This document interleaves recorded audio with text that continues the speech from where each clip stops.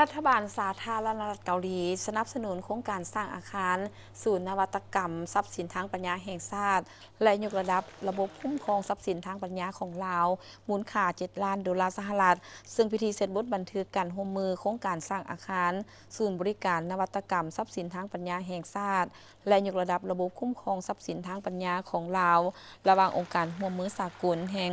สาธารณรัฐเกาหลีหรือกอยกาและกลุ่มทรัพย์สินทางปัญญากระทรวงอุตสาหกรรมและการค้าจัดขึ้นในวันที่25เมษายน2025ที่กระทรวงอุตสาหกรรมและการค้าตั้งหน้าสาธารณรัฐประชาธิปไตยประชาชนลาวลงนามโดยท่านนางจันสุขแสงพระจันทร์รองรัฐมนตรีกระทรวงอุตสาหกรรมและการค้าและท่านดงโฮคิมรองประธานสำนักงานใหญ่กอยกาต่างหน้าสาธารณรัฐเกาหลีให้เกียรติเข้าร่วมเป็นสักขีพยานมีท่านมาลัยทองกุมสิทธิ์รัฐมนตรีกระทรวงอุตสาหกรรมและการค้ามีฐานเอกอัครราชทูตสาธารณรัฐเกาหลีประจำลาวพร้อมด้วยภาคส่วนที่เกี่ยวข้องเข้าร่วมโครงการดังกล่าวได้รับการสนับสนุนจากรัฐบาลสาธารณรัฐเกาหลีในมูลค่าทั้งหมด7 ล้านดอลลาร์สหรัฐมีกำหนดเวลา5 ปีก็คือแต่ปี2025หาปี2029อาคารจะสร้างขึ้นที่สถาบันอุตสาหกรรมและการค้าใช้เนื้อที่ประมาณ 3,000 ตารางเมตรเนื้อที่ตัวจริง 2,570 ตารางเมตรโดยตัวอาคารจะกวมเอา 1,800 ตารางเมตร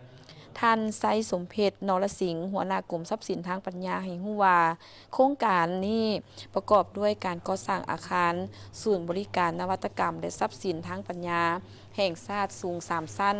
การพัฒนาระบบคุ้มครองทรัพย์สินทางปัญญาการสร้างความเข้มแข็งให้แก่บุคลากรในของเขตเวียกงานทรัพย์สินทางปัญญาอาคารใหม่นี้จะประกอบด้วยพื้นที่ห้องการจำนวน714 ตารางเมตรประกอบมีห้องหัวหน้ากรมห้องหัวหน้ากรมห้องการของ8แผนกภายในกรมห้องประชุม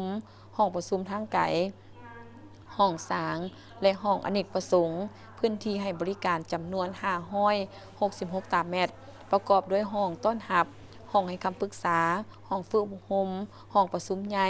ห้องตรวจสอบเบื้องต้นห้องโฆษณาและห้องขายสินค้าถิ่นกำเนิดพื้นที่พักผ่อนจำนวน75 ตารางเมตรประกอบด้วยห้องพักผ่อนดื่มสากาแฟห้องควบคุมและห้องระบบ UPS พื้นที่สาธารณะอื่นๆจำนวน542 ตารางเมตรเส้นห้องโถงหับห้องแขกทางยางห้องน้ำและอื่นๆนอกจากการก่อสร้างอาคารแล้วโครงการยังจะพัฒนาระบบจัดการทรัพย์สินทางปัญญาของลาวให้มีความว่องไวทันสมัยและสามารถเชื่อมโยงกับสากลซึ่งประกอบมี2ระบบหลักใหญ่คือแหล่งข้อมูลทรัพย์สินทางปัญญาสำหรับผู้นำใช้ทั่วไปและบรรดาแผนกอุตสาหกรรมและการค้าของระบบช่วยการตรวจสอบแบบอัจฉริยะสำหรับนักตรวจสอบโครงการยังมีแผนจัดฝึกอบรมอยู่สาธารณรัฐเกาหลีจำนวน2 ครั้งสำหรับผู้บริหารและวิชาการฝึกอบรมภายในประเทศหลายครั้งเพื่อยกระดับขีดความสามารถของบุคลากรก็คือเวียกงานคงเขตเวียกงานทรัพย์สินทางปัญญาให้มีการพัฒนาขึ้นเป็นก้าว